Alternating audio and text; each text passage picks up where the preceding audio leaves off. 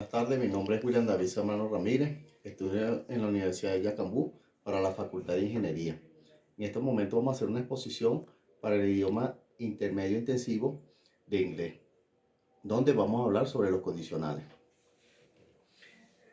En esta pequeña presentación podemos comenzar con la definición de los condicionales, las cuales son oraciones que se utilizan para expresar situaciones hipotéticas o reales y sus posibles resultados. Se usan para especular acerca de lo que podría ocurrir, lo que puede haber ocurrido y lo que desearíamos que ocurriese.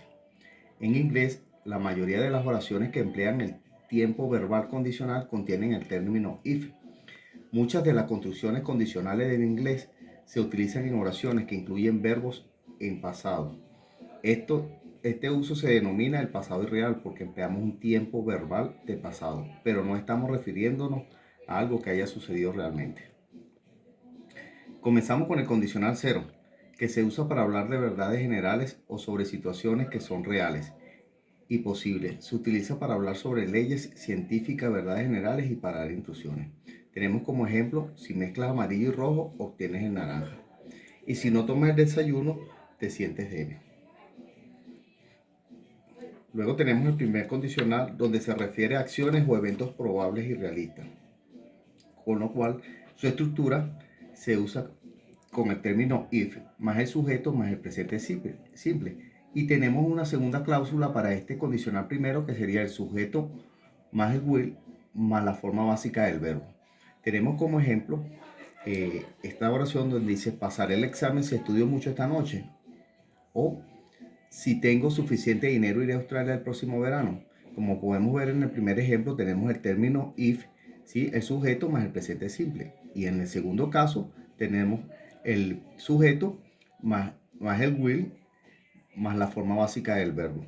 Lo que quiere decir que ambas oraciones son posibles. ¿Por qué? Porque una depende de la otra. Y por eso hablamos de eventos probables que realmente pueden suceder, ya que depende de como dice la primera oración, si estudiamos o no, para que sea evento probable y realista.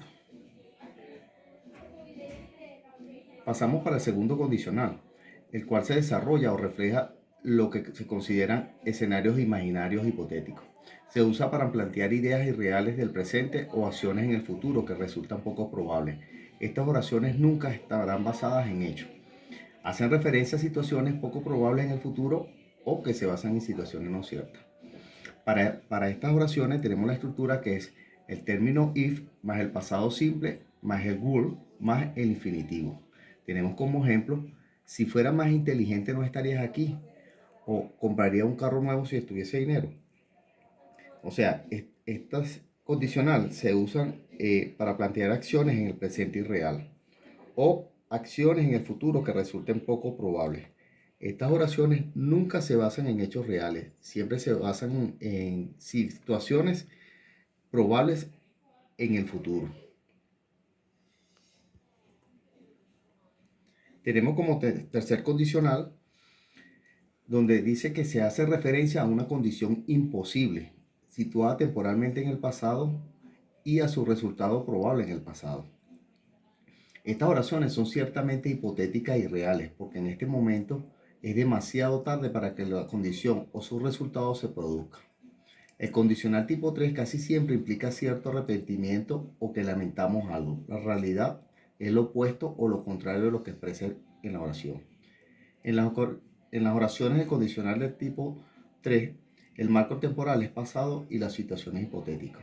Tenemos como estructura que se forma con el término if más el pasado perfecto más el perfecto condicional, donde tenemos como ejemplo: si hubiera conseguido una medalla de oro, yo habría sido feliz.